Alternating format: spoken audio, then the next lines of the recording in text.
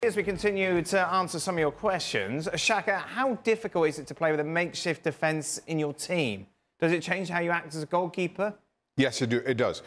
When you have a set back four and you know everybody's likes, what they're going to do, you can position accordingly. When it's a back four, especially with your centre halves, that you don't really know, even when it's one and you don't know that relationship that well. You always have to play on the side of caution, as opposed to what you think might happen. So it really does change. It really does change your positioning and as a goalkeeper. And I find wing backs a little bit less so, but certainly your centre backs. That's a valuable relationship to have. What's the hardest part, Stevie, of playing with a defender that you weren't used to playing alongside? Your starting position. Centre-back plays, for me, generally, it's decision-making and starting position. And when you have a settled partner, you know where his starting position usually is going to be. And so then, accordingly, you can figure out your starting position. But when you're playing with somebody who you don't know, has never played the position before, and you don't know where they're going to be, then that completely affects a huge part of what is important about being a central defender. So it's absolutely huge. Shaka, as a goalkeeper, how hard is it to shake a lapse in confidence, and what did you do in the past to get over any bad form you're in? You have to go right back down to basics. Keep it simple. Keep it really simple. Don't try to do anything special. Don't try to be a match winner. Don't try to get yourself back in the headlines with fantastic saves. Just do the simple things well and build from there. It's actually the same for the defender. Obviously, a goalkeeper, when he makes a big mistake, generally ends up in the back of the net. Yeah. Now, from a defensive point of view, sometimes you can get away with it, but it's exactly the same thought process. Right. Clear your lines. Don't try and be clever. Don't dive in. Stay on your feet. Back to basics, big time. What did you buy with your first big paycheck? Well, that's all relative, really. I mean, I played for Reading at 3 years. I'm not sure I'd call any of those big paychecks. Right. I don't know. Maserati, obviously. No, that came. I bought my Maserati when I was playing for West Ham, and this is 7 years into my career. Right. My first. Was it something that you treated yourself? Well, didn't necessarily. No. No, my first big paycheck at Newcastle, if you can call it that. Pub, big load into my pension. That's about it. Well done. Look at that. Well, sensible. I am responsible, Dan. I've been called many things. But now you don't need to touch that because you're quite happy coming here every I've spent that a long time ago. On a Maserati. I spent that on a Maserati. Stevie, you definitely like. I've got to tell you, and you won't be surprised. I'm going to slightly. Deviate. Yes, you can deviate. Because I remember when I think I was 15 at the time, and I was playing for A United Boys Club. Right. And there was two players who were going down to Mansfield Town from A United Boys Club on a week's... Like trial? It was kind of a trial, but at the same time, it was just so they could have a look at. Right.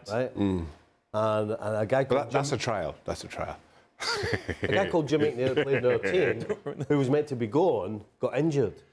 And so I went in his place. Okay. And so we were there for a week.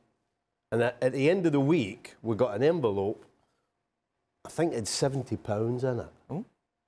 Now, I'm talking 1970. Yeah. I'd never seen £70. Brilliant. And initially, in my head, I'm going, right. Because the guy I was with bought a leather jacket. Right, the day before we went. That's not you. And I'm like, yeah. And in the end, I never bought anything. No. I just couldn't spend it. So where is that £70 now? Oh, it's gone now, but I took it home. I took it home and I spent it sparingly. Right. I imagine in a public house is where it would have gone. No, I was on. No. That was other money. You think the worst of Stephen, you do. Exactly, yeah. Yeah, he's terrible, that boy. So what did you do? I just used it up slowly, but I was just like so taken aback with 70 quid. Right. I was just scared to spend it because I thought, I'll never have 70 quid ever again. Now look at you. I've still not got Celtic. What's the most memorable match you've played in that was not a final or to wrap up a trophy? So something just stands out. Oh, World Cup for me. Of course.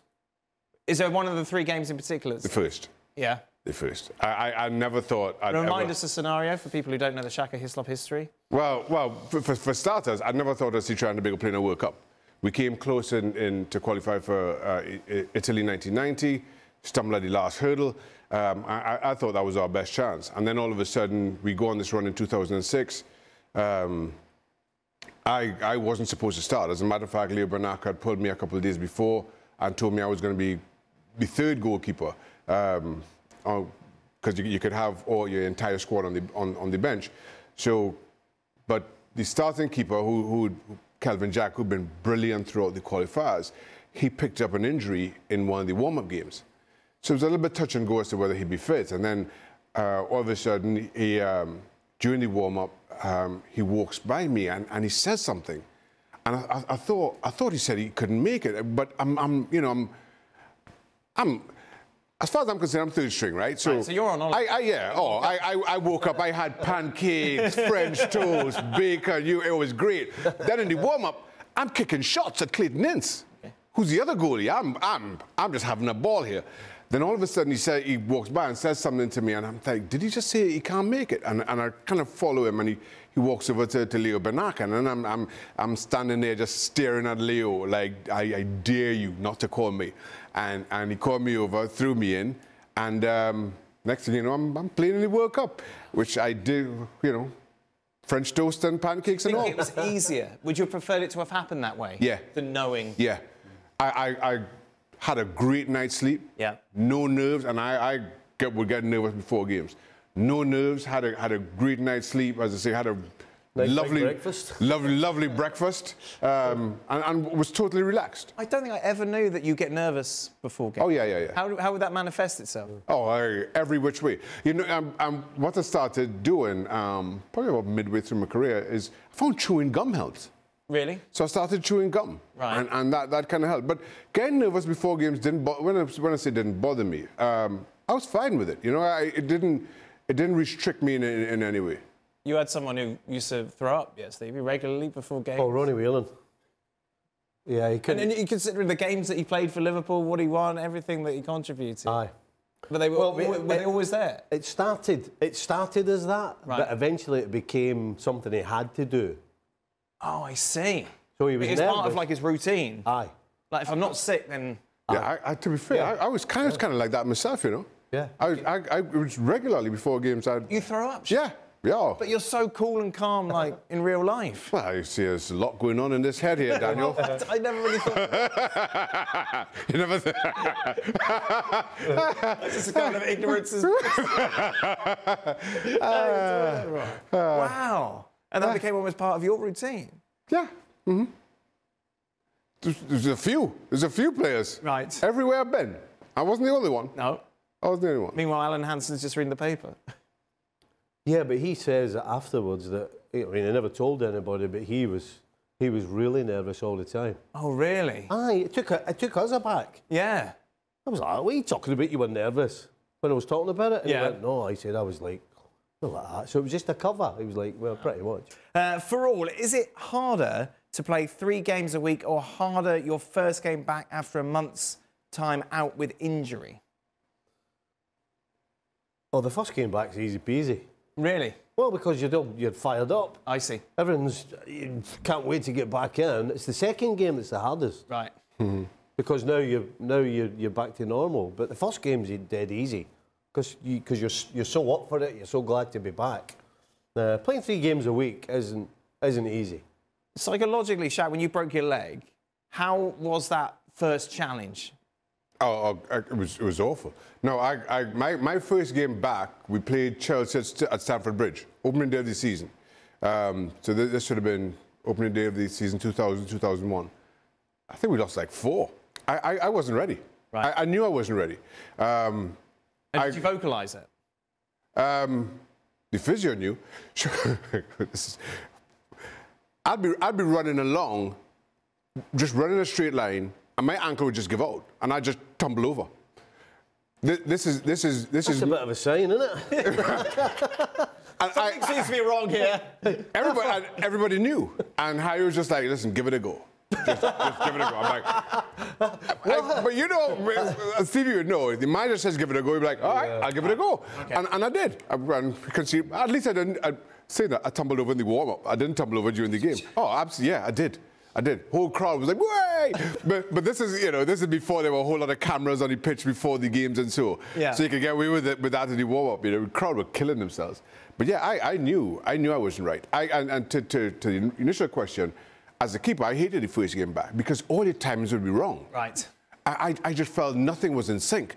But when you're playing well, 3 games a week is easy because you just keep chinning them out when you're playing well. Is the culture a significant factor in players' performances dipping when they go to certain clubs? Is the what? Is the culture a factor? The culture a factor? Yeah, I would think so. Yeah. Listen, if you come from a club, you know, like for example, somebody going to Manchester United now. You got Jadon Sancho, who came from Dortmund, who was playing at a certain level every week, flying the whole thing. Comes to Man United. The culture's not right. It's certainly not a winning culture. It's probably looked more like a I'm looking after myself, Jack culture. Mm-hmm. And you're a young player. You've come for 100 million. All of these things add up to when you step on the field, you're thinking, what's going to happen here? As opposed to when you're at Dortmund and you're playing with your mates and everything's hanging, then all you're doing is, well, give me the ball. Sure. So you're not thinking. Yeah, the culture of the club is huge. I think also the pressure that comes with playing for different clubs. You know, you can be a great player for a team that's in the middle of the table, but you go to a Man City. Calvin Phillips is a perfect example. Outstanding player at least, and all of a sudden comes in, can't really find his rhythm because the margins are so much thinner when you're at a club like City. Some people rise to that challenge.